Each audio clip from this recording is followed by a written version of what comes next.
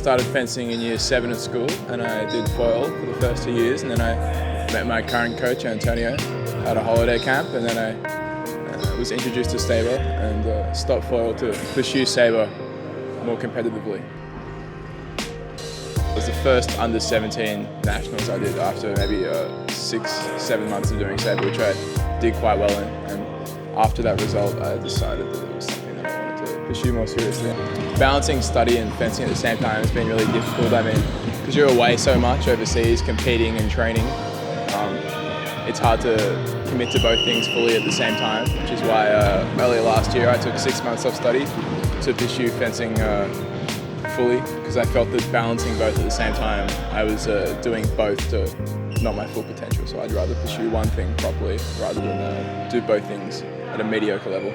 I think 2016 has never been the be-all and end-all for me.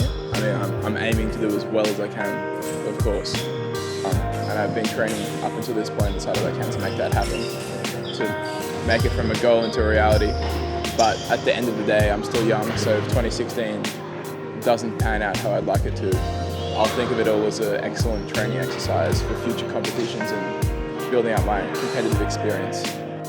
Well, I think the Olympics, or any competition really, I mean, I train regardless of competitions, because the more you train for a competition, I think the more pressure you apply to yourself. And I think a big thing, at least for fencing, is being able to compete without unnecessary pressure, because you already have so much pressure on yourself.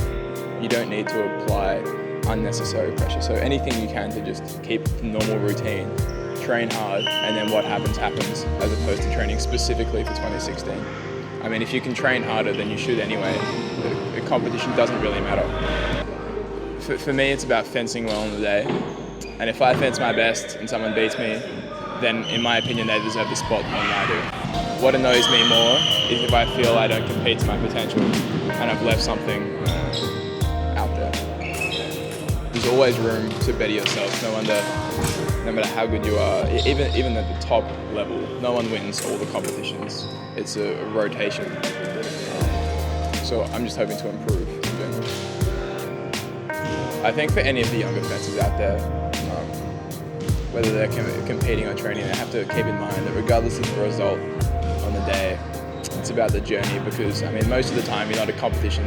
While that's what you lead up to, you have to enjoy the day-to-day training and put it all in perspective and make sure you're actually enjoying the journey as opposed to the result.